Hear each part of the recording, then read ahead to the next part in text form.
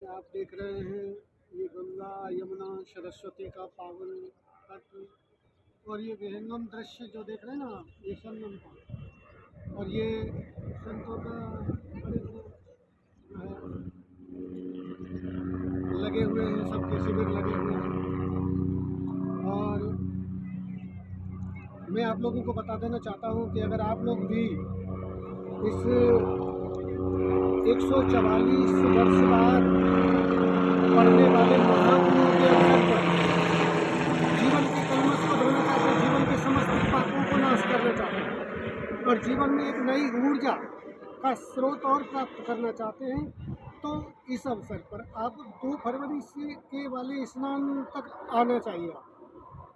और आकर के मैं ये बताना चाहता हूँ कि आकर के केवल आपको भेड़ चाल में नहीं जाना है, तुमको विधि पूर्वक किसी महापुरुष के पास और उनकी सन्निधि में स्नान करना चाहिए। किसी संत महापुरुष को पहले आप संपर्क कीजिए, उसके बाद आप विधि पूर्वक स्नान कीजिए। और स्नान करने की विधि ये है कि आप पहले अपने नित्य कर्म से अपने जहाँ शिविर में ठहरे हो वहीं निवृत्त होइए और वहाँ एक स्नान भी कीजिए। स्नान करने के बाद फिर स्वरूप कीजिए और स्वरूप करने के बाद धुले वस्त्र पहन करके माँ गंगा के तट पे, माँ संगम के तट पे आइए। और संगम के तट पे आकर के और फिर आपको जो 5 डुबकी लगानी है, 11 डुबकी लगानी है, 21 डुबकी लगानी है, 108 डुबकी लगानी है, चुपचाप 108 या 101 या 11 डुबकी या 21 डुबकी, 5 डुबकी जितनी लगानी है, बस चुपचाप जाइए चंदन करके और माँ गंगा को तट पर।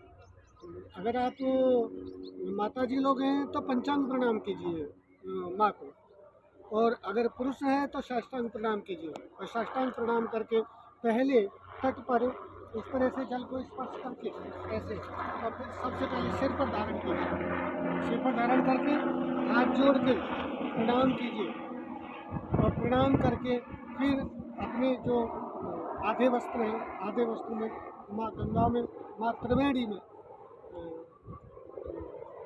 प्रवेश कीजिए। जितनी ज़्यादा डुबकी लगाते हैं उतने ही ज़्यादा पापनाश होते हैं। तो आप इसमें डुबकी लगा करके और फिर पापनाश करके माँ गंगा को प्रणाम करके, माँ गंगा को प्रणाम करके सूर्य देवता को जल दे के अपने पितरों को, अगर पितरों को तर्पण करना है तो तिल भी ले करके आइए, थोड़ा थोड़ा तिल हाथ में रखिए। और सूर्य को ऐसे दिया जाता है जल, ध्यान देना, सूर्य को जल ऐसे दिया जाएगा। और पितरों को जल देना है तो तिल लेकर के थोड़ा सा और इस अंगूठी से दीजिए, ऐसे दीजिए। ये पितरों का है, तो ये पितरों का हो जाएगा और तुम्हारा सूर्य का हो जाएगा और देवताओं का हो जाएगा। और उसके बाद अगर गायत्री मंत्र का जाप अंदर करना चाहते हैं तो चुपचाप खड़े होकर के, नाभि तक जल में खड़े होकर के जितना आप गायत्री मंत्र कर सकते हैं, गुरु मंत्र कर सकते हैं या महामंत्र कर सकते हैं, तो वो मंत्र कीजिए। और फिर इसके बाद जल से बाहर आइए।